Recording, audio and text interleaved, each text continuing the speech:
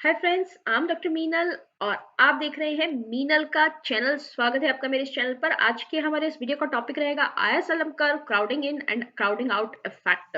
Video शुरू करने से पहले मैं आपको ये बता दूं कि हमारा ये चैनल है इकोनॉमिक्स के स्टूडेंट्स के लिए। तो अगर आप भी इकोनॉमिक्स के स्टूडेंट हैं या कोई भी कॉम्पिटिटिव एग्जाम दे रहे हैं जहां इकोनॉमिक्स सब्जेक्ट है, तो आप मेरे इस चैनल को जरूर सब्सक्राइब कीजिएगा। तो शुरू करते हैं हम अपने इस वीडियो से आईएसएलएम कर्व। इस वीडियो के पहले दो जो वीडियो हैं इससे पहले के, वो भी आईएस और एलएम कर्व पे ही थे। तो इसे देखने से पहले आप उन दोनों वीडियोस को जरूर देखिएगा, जिनका कि लिंक मैं यहाँ ऊपर आई बटन में दे रही हूँ और नीचे डिस्क्रिप्शन बॉक्स में भी आपको इसका लिंक मिल जाएगा। तो देखिए, सबसे पहले क्राउडिंग इन या और क्राउडिंग आउट इफेक्ट को समझने से पहले हम देखते हैं हमारा जो केशन क्रॉस है और जो आईएसएलएम कर्व इक्विलिब्रियम है, इन दोनों में डिफरेंस क्या है। एक बड़ा ही मैजिक है, बहुत ही एक अच्छा सा डिफरेंस है जो शायद आपने कभी नोटिस नहीं किया होगा। तो आप भी, ये जो आपकी स्क्रीन पे है ये है केशन क्रॉस। केशन क्रॉस की अगर हम बात करें तो बिल्कुल सिंपल सा है ये हमारा, जहाँ पर aggregate demand is equals to aggregate supply होता है, वहां पर इक्विलिब्रियम होता है। ठीक है। पहले यहाँ पर पॉइंट ए पर इक्विलिब्रियम था। जैसे ही गवर्नमेंट एक्सपेंडिचर बढ़ाया, ठीक है, गवर्नमेंट एक्सपेंडिचर बढ़ा रहे हैं हम, delta G government expenditure, delta G कितना इंक्रीज हुआ, 100 का। ठीक है, चेंज इन गवर्नमेंट एक्सपेंडिचर। तो 100 का जब गवर्नमेंट एक्सपेंडिचर में इंक्रीज किया, तो ये जो लाइन है यहां से यहां शिफ्ट हो गई। ठीक है, लेकिन इस एक्सपेंडिचर में इंक्रीज से, इन्वेस्टमेंट के इस इंक्रीज से हमारी जो इनकम है, इनकम में जो इंक्रीज है ये कितना हुआ, ये हुआ हमारा 250 रुपीज का। क्यों हुआ ये ज्यादा? Because of multiplier effect. Multiplier effect. ठीक है। तो जिन्हें ये कंसेप्ट नहीं पता है वो मेरा केंशन क्रॉस का, केंशन इक्विलिब्रियम का जो वीडियो है उसे जरूर देख लीजिएगा। उसका लिंक आपको मिल जाएगा, आप चैनल पे भी देख सकते हैं, ढूंढ सकते हैं, मैक्रो इकोनॉमिक्स की प्लेलिस्ट में मिल जाएगा आपको। तो यहाँ पे ये जो है कुछ चीजें मैंने एज्यूम की है। ये हमारा फॉर्मूला होता है डेल्टा वाई का। ठीक है, ये है हमारा एमपीसी टैक्स, और डेल्टा जी गवर्नमेंट एक्सपेंडिचर जो है हमारा एमपीसी है, मैंने एज्यूम किया है 0.75 है, 0.20 जो है टैक्स है ये। और इसका फॉर्मूला होता है, यहाँ पे जब मैंने वैल्यूज पुट की तो कितना आया, increase in income. Government expenditure जो है उसमें मैंने इंक्रीज किया है 100 रुपीज का, लेकिन जो हमारा इनकम है उसमें इंक्रीज हुआ 250 रुपीज का। किस लिए, क्यों हुआ ये इंक्रीज ज्यादा? मल्टीप्लायर इफेक्ट के कारण। ठीक है, तो ये हमारा केंशन क्रॉस था, केंशन इक्विलिब्रियम था, और मैंने उसको थोड़ा सा रिवाइज किया है। अब थोड़ा से हम कंपेयर करते हैं हमारे आईएसएलएम मॉडल से, कि अगर आईएसएलएम मॉडल की हम बात करें तो उसमें क्या डिफरेंस आता है। तो देखिए, ये है हमारा आईएसएलएम मॉडल। तो देखिए, ये है आईएसएलएम मॉडल। यहाँ पे इक्विलिब्रियम है ए पॉइंट पे, ए पॉइंट पे इक्विलिब्रियम है। ठीक है, आई थिंक दूसरा कलर लेना चाहिए मुझे। येलो कलर लेते हैं। ये ए पॉइंट पे हमारा इक्विलिब्रियम है। ठीक है, अब अगर हम आईएसएलएम मॉडल की बात करें, और अगर गवर्नमेंट एक्सपेंडिचर में हमने 100 का इंक्रीज किया है, गवर्नमेंट एक्सपेंडिचर में इंक्रीज करते ही क्या होगा, ये कहाँ शिफ्ट होगा, ये यहाँ ऊपर की तरफ शिफ्ट हो जाएगा। बिकॉज गवर्नमेंट एक्सपेंडिचर क्या होता है, कहाँ पे होता है, ये जो ए बार है, ए बार में गवर्नमेंट एक्सपेंडिचर जो है वो इंक्लूडेड होता है। ए बार में हमारा गवर्नमेंट एक्सपेंडिचर इंक्लूडेड होता है। अगर आपने, आपको मेरा पुराना, आपने मेरा जो है आईएस और एलएम के जो दो वीडियोस हैं वो देखे हैं, तो आप ये बात समझ पाएंगे कि जो जी ए बार है, यहाँ पे हमारा गवर्नमेंट एक्सपेंडिचर इंक्लूड होता है। तो जैसे ही गवर्नमेंट एक्सपेंडिचर बढ़ेगा, ए बार जो है वो इंक्रीज हो जाएगा। ए बार इंक्रीज होने का क्या मतलब है, ये क्या है हमारा, ये है हमारा वर्टिकल इंटरसेप्ट। ये है हमारा vertical intercept. That means vertical intercept increase होने का क्या मतलब है, कि ये y एक्सिस पे जो इंटरसेप्ट है ये इंक्रीज हो गया। दैट मीन्स ये जो है हमारा आयस कर्व इधर की तरफ शिफ्ट हो जाएगा। ओके, तो हमारा जो नया इक्विलिब्रियम है वो कहाँ बनेगा, वो बी पॉइंट पे बनेगा।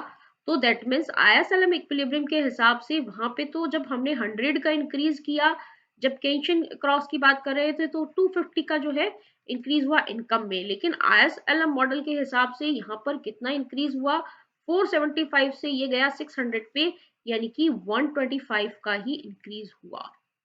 125 का ही इंक्रीज हुआ, जस्ट जो है हाफ केंशन मॉडल का जो इंक्रीज है उससे जस्ट हाफ हमारा इंक्रीज हुआ। ऐसा क्यों हुआ, तो देखिए अगर ये जो है इंक्रीज हुआ और मैं इसको सीधे यहाँ ले जाती सी पॉइंट पे, तो ये यहाँ पर 725 होता, यानी कि ये 250 का इंक्रीज होता। लेकिन ये वाला जो पार्ट है ये कहाँ चला गया, ये पार्ट जो है ये इंटरेस्ट रेट में जो चेंज आया, ठीक है, because of interest rate, interest rate में जो चेंज आया उसकी वजह से इन्वेस्टमेंट में कुछ कमी आई।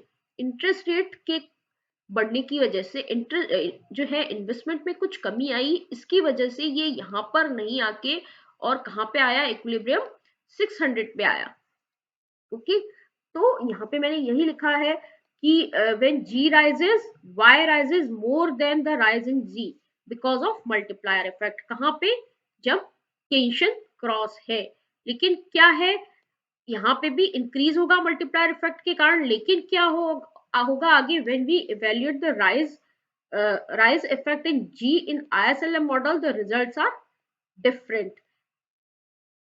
जब G 100 से बढ़ा तो क्या हुआ, IS का जो है वो राइटवर्ड शिफ्ट होगा, ठीक है, बिकॉज वर्टिकल इंटरसेप्ट जो है वो इंक्रीज हो जाएगा, तो राइटवर्ड 100 से शिफ्ट होगा वो, ठीक है। फाइनल इक्विलिब्रियम पॉइंट कहाँ है हमारा, बी पे है, ठीक है।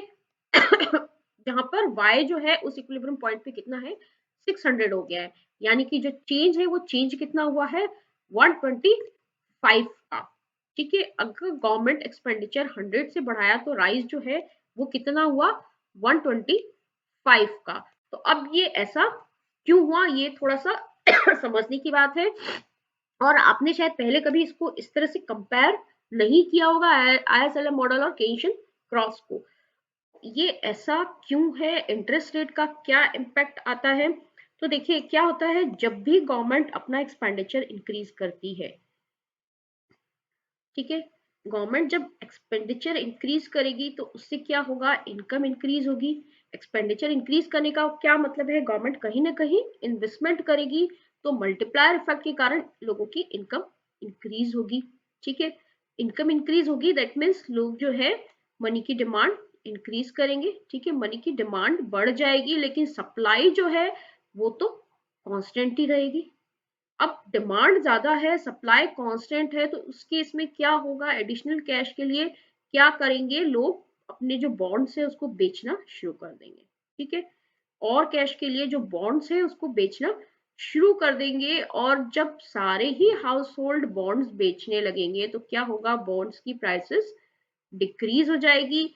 और इनवर्स रिलेशनशिप होता है बॉन्ड्स की प्राइसेस में और इंटरेस्ट रेट में, तो क्या होगा, इंटरेस्ट रेट हमारी इंक्रीज होगी। जैसे ही इंटरेस्ट रेट इंक्रीज होगी, इसका क्या मतलब है, जो प्राइवेट इन्वेस्टमेंट है वो डिक्रीज होगा, क्योंकि प्राइवेट इन्वेस्टमेंट के लिए जो लोन लेना है वो महंगा हो जाएगा, ठीक है। लोन लेना महंगा होने से क्या होगा, प्राइवेट इन्वेस्टमेंट डिक्रीज हो जाएगा। तो ये जो मल्टीप्लायर इफेक्ट के कारण जितना इनकम में इंक्रीज होना है उतना पूरा नहीं होगा, उसका जो कुछ पार्ट है वो प्राइवेट इन्वेस्टमेंट में डिक्रीज के कारण जो है कम हो जाएगा, ठीक है। तो केन्स के मल्टीप्लायर इफेक्ट के कारण ए से बी तक इंक्रीज होना चाहिए, लेकिन जो बी से सी वाला जो पार्ट है वो प्राइवेट इन्वेस्टमेंट में डिक्रीज के कारण या इंटरेस्ट रेट में इंक्रीज के कारण कम हो जाएगा, और सी पॉइंट पे जो है वो इक्विलिब्रियम होगा। इसे हम कहते हैं क्राउडिंग आउट इफेक्ट, यानी कि जब गवर्नमेंट ने अपना एक्सपेंडिचर बढ़ाया तो जो प्राइवेट सेक्टर है वहां पर उसका इन्वेस्टमेंट कम हो जाएगा। गवर्नमेंट इन्वेस्टमेंट के बढ़ने से इंटरेस्ट रेट्स बढ़ेंगी, मनी की जो डिमांड है वो बढ़ेगी, उससे इंटरेस्ट रेट बढ़ेंगी, और फिर क्या होगा, जो प्राइवेट इन्वेस्टमेंट है वो कम हो जाएगा। ये होता है हमारा क्राउडिंग आउट इफेक्ट। और इसका बिल्कुल ही रिवर्स है crowding in effect. That means जब गवर्नमेंट जो है डेफिसिट स्पेंडिंग करेगी, डेफिसिट का मतलब अपना जो एक्सपेंडिचर है वो कम करेगी, इन्वेस्टमेंट कम करेगी, या जिसे हम कहते हैं या तो डिसइन्वेस्टमेंट करेगी, तो क्या होगा, उससे जो इंटरेस्ट रेट्स है वो कम होंगी, और क्या होगा, प्राइवेट इन्वेस्टमेंट है वो बढ़ेगा।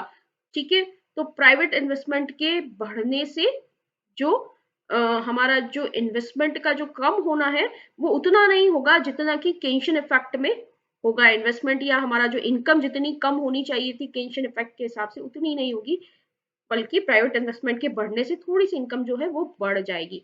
इसे हम कहेंगे crowding in effect. Private sector में इन्वेस्टमेंट आ जाएगा। It means when government deficit spending crowds in private investment, that is it rises the private investment.